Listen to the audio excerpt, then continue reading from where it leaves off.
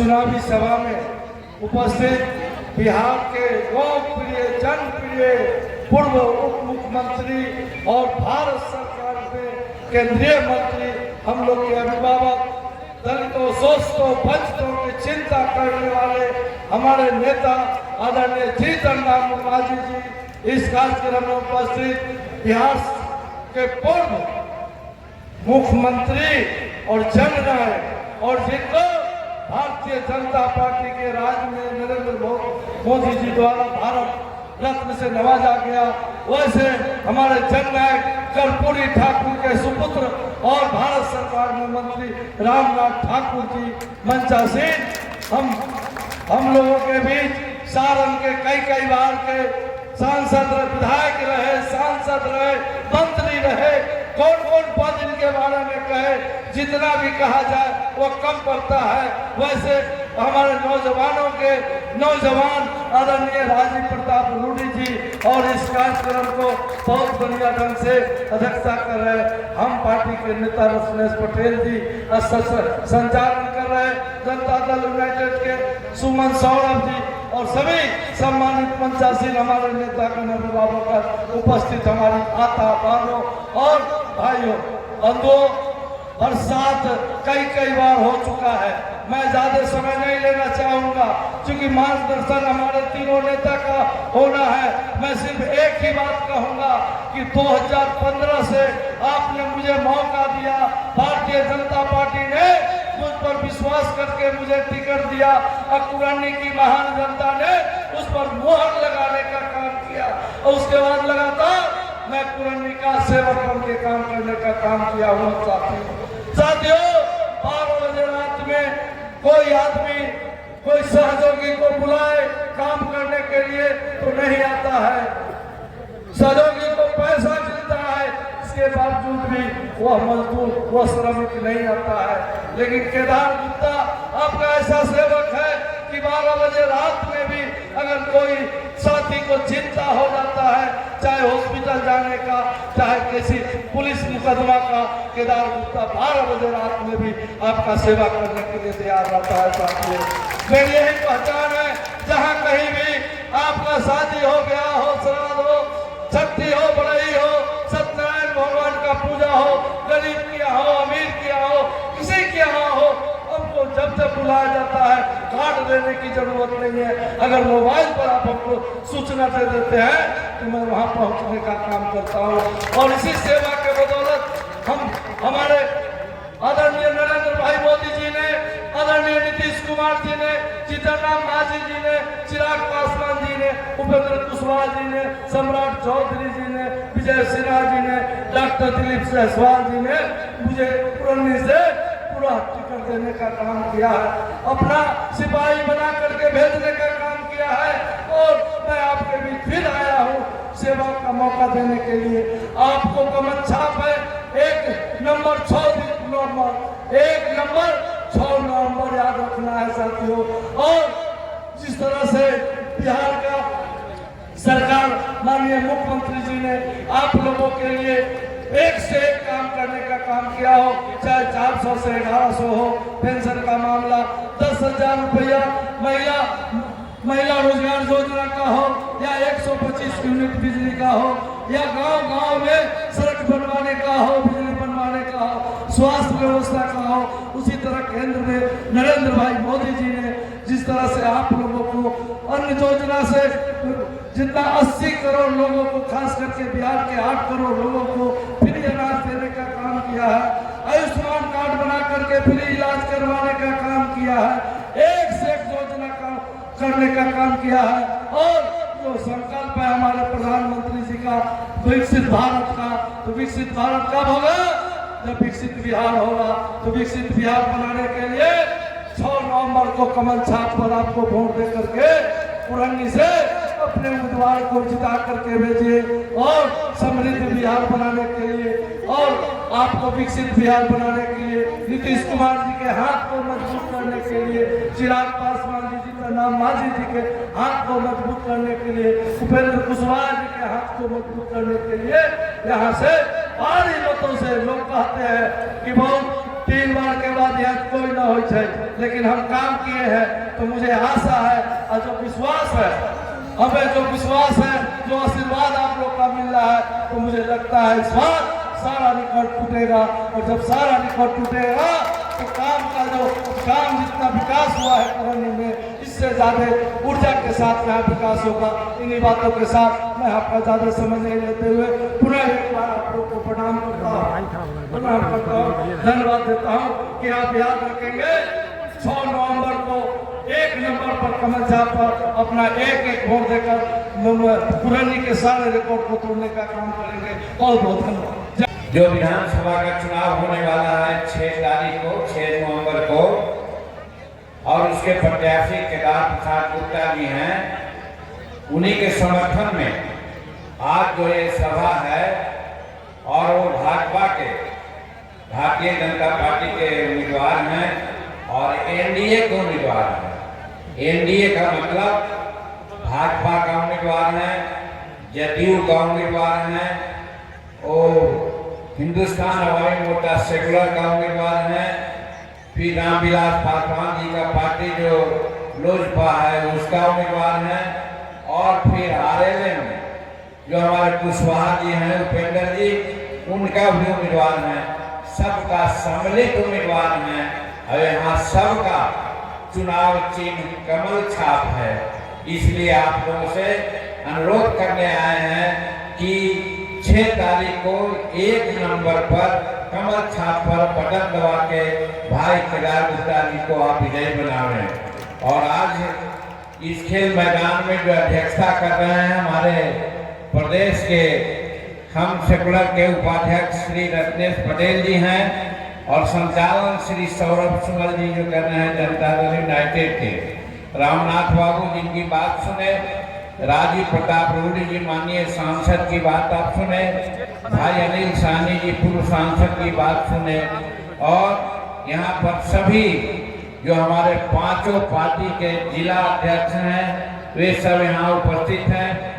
सबको हम शुभकामना देते हैं, बधाई देते हैं। शरीफुल हक जी हैं, राहुल कुमार जी हैं, और इसी तरह से सभी पार्टी हमारे राज्य स्तरीय और जिला स्तरीय, प्रखंड स्तरीय जो एनडीए के साथी हैं, सबको हम शुभकामना देते हैं। और सामने हमारे मीडिया के साथी जो है छायाकार बंधु हों, इलेक्ट्रॉनिक मीडिया के हों, प्रिंट मीडिया के हों, सबको हम शुभकामना देते हैं। और सबसे ज़्यादा इस वर्षा के समय में भी हम लोग की बात सुनने के लिए हजारों की संख्या में उपस्थित हमारी माताएं, बहनें, बच्चों, बच्चियां, नौजवान साथियों, बुजुर्गों और अंत समागत सज्जनों जो हम लोग की सेवा में लगे हुए हैं, सरकारी पदाधिकारी हैं।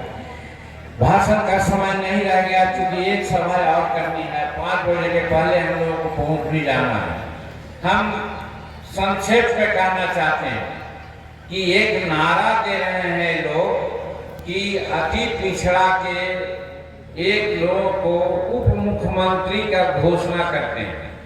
जब डफरसंखी घोषणा ही करना था तो मुख्यमंत्री क्यों नहीं उनका घोषणा किए? मुख्यमंत्री घोषणा करते तो हम समझते थे कि शेरे दिल है, लेकिन वहाँ तो फिक्स है कि अगर होगा तो तेजस्वी जी की बात आएगी, क्योंकि लालू जी तेजस्वी को मुख्यमंत्री बनाना चाहते हैं। मैं समझता हूँ कि ये नौबत आएगी ही नहीं। निश्चित रूप में 6 तारीख को पहला चुनाव, 11 तारीख को दूसरा, और 14 तारीख को जो रिजल्ट आएगा, हमारे जो एनडीए के नेता हैं नीतीश कुमार जी, वही पुनः मुख्यमंत्री बनेंगे। इस समय में एक बात मैं कहना चाहता हूँ कि आज ठीक ही कहा, रेणु जी उप मुख्यमंत्री थी, वो क्या दूसरे समाज की थी? हमारे अनिल साहनी जी यहाँ पर हैं, राज्यसभा के मेंबर रहे हैं और हमारे एनडीए के साथी हैं, ये क्या दूसरे समाज के हैं? हमारे मदन साहनी जी जो बिहार सरकार के बड़ा पावरफुल मंत्री हैं, वो क्या दूसरे समाज के हैं? तो एक आदमी जो कुर्सी के बलिए घिघियाता रहा और उप मुख्यमंत्री का उनका एक घोषणा किया, और उसके जगह पर 4 आदमी हमारे पास हैं। एक बात। दूसरी बात, पिछड़ा, अति पिछड़ा और शेड्यूल कास्ट के बारे में क्या इनके दिल में है उसकी एक बात हम कहना चाहते हैं। ये जो जीतन मांझी आपके सामने बोल रहा है, ये मुसहर समाज का बच्चा है और 2014 में ये मुख्यमंत्री के पद पर रहा, 9 महीना रहा और हटाने की बात आई तो नीतीश कुमार ने हमको नहीं हटाए। कौन हटाए? लालू जी 35 एमएलए को लेकर के राज्यपाल के यहाँ और राष्ट्रपति के यहाँ गए थे कि जीतन मांझी को हटा दो। तो जोड़ लीजिए, इनका नारा था, ये चूहा खाने वालों, ये बकरी चलाने वालों, पढ़ना लिखना सीखो। जब जीतन मांझी 1966 का ऑनर्स ग्रेजुएट जब मुख्यमंत्री के पद पर था तो इनके पेट में दर्द होने लगा, वो चाहते थे अपने बेटा को मुख्यमंत्री बनाना।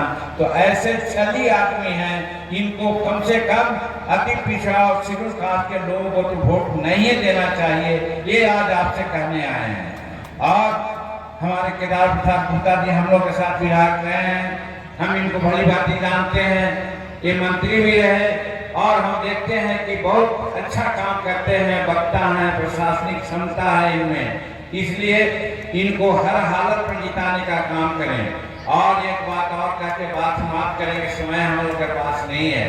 नीतीश कुमार जी 20 वर्ष से यहाँ पर हैं, तो ठीक ही लोगों ने कहा कि जब मुख्यमंत्री बनाने की बात आई तो नीतीश कुमार जब 2014 में लोकसभा चुनाव में हार गए थे तो उनको हटाने की बात आई। तो नीतीश कुमार जी हटने का मन बना लिया, तो उनको कहा कि आप अपना मन से नेता चुनिए। तो जानते किसको चुना उन्होंने? अपने जात को चुन सकते थे, अपने परिवार को चुन सकते थे।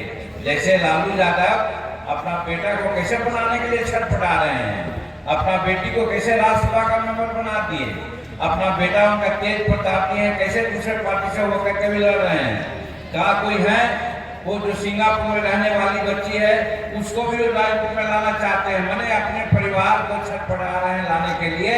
लेकिन नीतीश कुमार किसको बनाए? एक मुसहर का बेटा जीतन मांझी को हम चीफ मिनिस्टर बना दिया। तो ऐसे हमारे नीतीश कुमार जी हैं और आज विकास कर रहे हैं जिसका कोई सीमा नहीं, वर्णन करेंगे तो बड़ी समय लगेगा। सिर्फ यही कहना चाहते हैं, आज डबल इंजन की सरकार है, यहाँ नीतीश कुमार है, वहाँ नरेंद्र भाई मोदी जी हैं। नरेंद्र मोदी जी बिहार को जितना आवंटन होना चाहिए उससे तेगना आवंटन दिया है और आज विकास यहाँ सड़क बन रही है, स्कूल बन रहे हैं, स्कूल में बच्चे जा रहे हैं, स्वास्थ्य केंद्र में डॉक्टर जा रहे हैं, दवा मिल रही है, सब तरह का काम हो रहा है। तो यहाँ पर वो हैं और भारत सरकार में हमारे नरेंद्र मोदी जी जो हमारे इकोनॉमी माने हमारा जो आर्थिक स्थिति थी वो 13वां पोजीशन पर था जब 14 में आए थे। तो अब आज जानते हैं जापान को पछाड़ करके आज भारत का आर्थिक स्थिति चौथा हो गया है, चौथा पैदान पर हम लोग हैं। और 2030 में जो हम लोग अगर आप नीतीश कुमार को चुनाव जिता के मुख्यमंत्री बनाते हैं और 30 तक के नीति नरेंद्र मोदी वहाँ है, निश्चित रूप में भारत संसार का तीसरा अर्थव्यवस्था हो जाएगा। इसलिए हम आप लोगों को कहते हैं कि आप नीतीश कुमार जी को वोट दीजिए और हमारे केदार भाई गुप्ता को दीजिए। और कहीं नहीं, 2047 में किसी को पुत्र को मुख्यमंत्री बनाना है, किसी को अपने मुख्यमंत्री बनना है, किसी को और करना है, लेकिन नरेंद्र मोदी का एक सपना है कि भारत को 2047 तक संसार का सबसे बड़ा आर्थिक व्यवस्था के रूप में हम पदस्थापित करेंगे। ऐसे नेता हमारे भारत सरकार के हैं और यही हम कहना चाहते हैं कि एक तरफ देश में इतना अच्छा नेता, दूसरी तरफ राज्य में इतना अच्छा नेता और फिर केदार भाई ऐसा आपका उम्मीदवार, ये मणिकांत संजोग है। इसलिए इनको आप 6 तारीख को 1 नंबर पर कमल छाप पर बटन दबा करके इनको आप जिताइए। और समय आएगा आपसे बात कहूंगा, कहने के लिए कुछ नहीं है। और ये सब लोग भ्रष्टाचारी हैं, ये तो कोई केस में सजायाफ्ता हैं, कोई जमानत पर चल रहे हैं, कखनी जेल जाएंगे उसका कोई हिसाब नहीं, और जेल स्वतंत्रता सेनानी के लिए नहीं जाएंगे। वो लोग भ्रष्टाचार किए हैं, जमीन बेचे हैं, घूस लिए हैं, ये सब के लिए गए हैं। तो ऐसा भ्रष्टाचारी सरकार आएगा तो ठीक रूडी जी कह रहे थे कि उनको तो रेट फिक्स करना चाहिए था, और नौकरी कहाँ से देंगे? नौकरी देना है घर घर तो 7 करोड़ नौकरी की आवश्यकता होती है। 7 करोड़ नौकरी कहाँ से आएगा? उसके लिए हम लोगों को 7 लाख करोड़ रुपया की आवश्यकता होगी। आज बिहार का बजट 3,17,000 करोड़ है। आज बजट हमारा है, उससे दोगुना बजट कहाँ से लाएंगे? चुनाव जीतेंगे अगर, वो तो होने वाला नहीं है, तो कहेंगे कि सब खजाना खाली कर दिया है लोग, इसलिए हम क्या करें? तो ये सिर्फ झूठा वादा कर रहे हैं, इसलिए इन लोगों के भ्रम में नहीं पड़िए मेरे भाइयों बहनों। और 6 तारीख को कमल छाप पर 1 नंबर पर आप बटन दबा करके भाई केदार गुप्ता जी को आप जिताइए। तो हम तीनों चारों साथी बोले हैं कि आप जिताइए। क्या आप लोग हाथ उठा के चाहते हैं इनको जिताइएगा? इनको कमल छाप पर बटन दबाइएगा। सब जरा चारों बगल से हाथ उठे तो मैं समझता हूँ उठे दीजिएगा पक्का। तो क्या इनको विजय माला हम लोग पहना दें? पहना दें। हम लोग चारों 5 भाई मिल करके अनिल साहनी जी, हमारे रामनाथ ठाकुर जी, राजीव प्रताप रूडी जी और खुद जीतन मांझी जो 59 समाज का लड़का है, गरीब अनुसूचित जाति का है, वो उनको माला पहनाता है। इन सबों का इज्जत आप 6 तारीख को रखिएगा। इसी आशा में हम इनको विजय का माला पहनाते हैं और बहुत बहुत शुक्रिया आपको अदा करते हैं।